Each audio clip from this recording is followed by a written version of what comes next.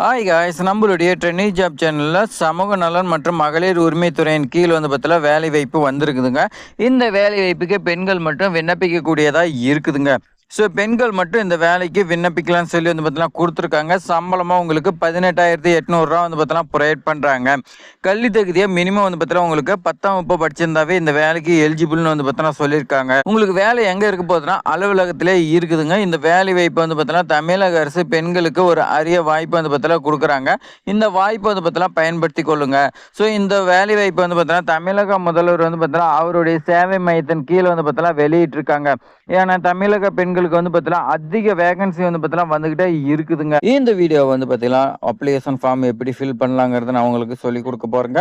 தமிழக அரசுகிட்ட இருந்து வரக்கூடிய அனைத்து வேலைவாய்ப்பு தகவலும் தெரிஞ்சுக்கிறதுக்கு நம்மளுடைய ட்ரெண்டிங் ஜாப் சேனலை சப்ஸ்கிரைப் பண்ணிக்க. இப்போ வாங்க நம்ம விரிவாக பார்க்கலாம். உங்களுக்கான அப்ளிகேஷன் ஃபார்ம் இந்த மாதிரி தான் கொடுத்துருக்காங்க. ஆத்தூர் வட்டத்துக்காக பார்த்தீங்கன்னா வந்திருக்குதுங்க. ஒன் ஸ்டாப் சென்டர் ஆத்தூர்னு பார்த்தீங்கன்னா சொல்லியிருக்காங்க. ஸோ போஸ்ட் பார் அப்ளைன்னு சொல்லி பார்த்தீங்கன்னா கொடுத்துருக்காங்க. இந்த இடத்துல கேஸ் ஒர்க்கா இல்லை செக்யூரிட்டி கார்டா என்னங்கிறது நீங்கள் எழுதிக்கிங்க. அடுத்து நேம் ஆஃப் த அப்ளிகண்ட், உங்களுடைய நேம் பார்த்தீங்கன்னா இன்சிலோட பார்த்தீங்கன்னா கேபிட்டல் லெட்டரில் எழுதிக்கிங்க. அடுத்து உங்களுடைய அப்பாவுடைய நேம் பார்த்தீங்கன்னா தெளிவாக எந்த ஒரு மிஸ்டேக் இல்லாத நீங்கள் பார்த்தீங்கன்னா தெளிவாக எழுதிக்கிங்க. அடுத்து ஏஜ், டேட் ஆஃப் பர்த் கேட்குறாங்க. உங்களுடைய பிறந்த தேதி போட்டு பக்கத்தில் ஏஜ் பார்த்தீங்கன்னா போட்டுங்க.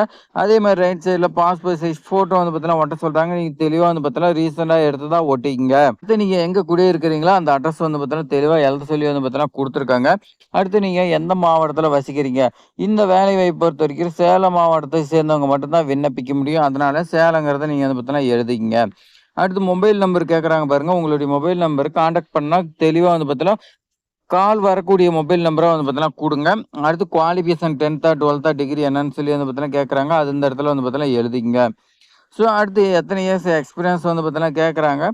மினிமம் பார்த்தீங்கன்னா 2 இயர்ஸ் கேட்டிருக்காங்க. நீங்கள் எத்தனை இயர்ஸ் எக்ஸ்பீரியன்ஸ் அதை பார்த்தீங்கன்னா எழுதிங்க. அடுத்து போலீஸ் வெரிஃபிகேஷன் சர்டிஃபிகேட் பார்த்தீங்கன்னா கேட்குறாங்க. இது நீங்கள் என்ஓசி போலீஸுக்கிட்ட பார்த்தீங்கன்னா வாங்கன்னு சொல்லி கொடுத்துருக்காங்க.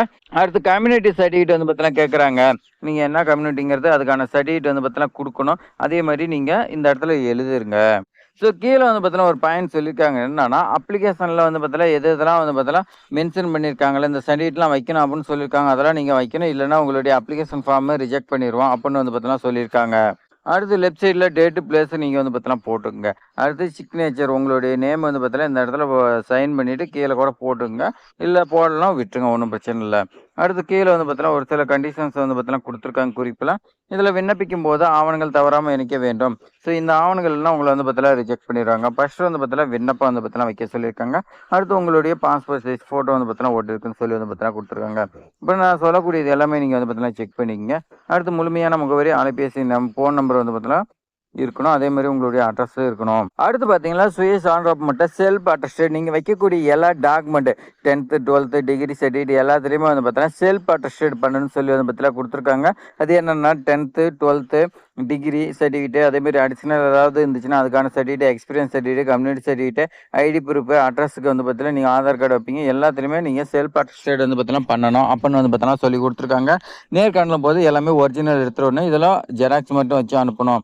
ஜெராக்ஸில் நீங்கள் அட்டஸ்டேட் பண்ணி அனுப்பணும் பார்த்தீங்கன்னா சொல்லியிருக்காங்க. ஸோ அவ்வளோதான் ஃப்ரெண்ட்ஸ், ரொம்ப ஈஸியாக கொடுத்துருக்காங்க. இந்த வாய்ப்பு பார்த்தீங்கன்னா நீங்கள் தவறாமல் பயன்படுத்தி கொள்ளுங்க. ஸோ உங்களுக்கு வேறு ஏதாவது டவுட் இருந்துச்சுன்னா கமெண்ட் பண்ணுங்கள். சப்ஸ்கிரைப் எல்லாம் பண்ணிக்கங்க. உங்களுடைய ஃப்ரெண்ட்ஸுக்கெல்லாம் ஷேர் பண்ணுங்கள். தேங்க்ஸ் ஃபார் வாட்சிங்.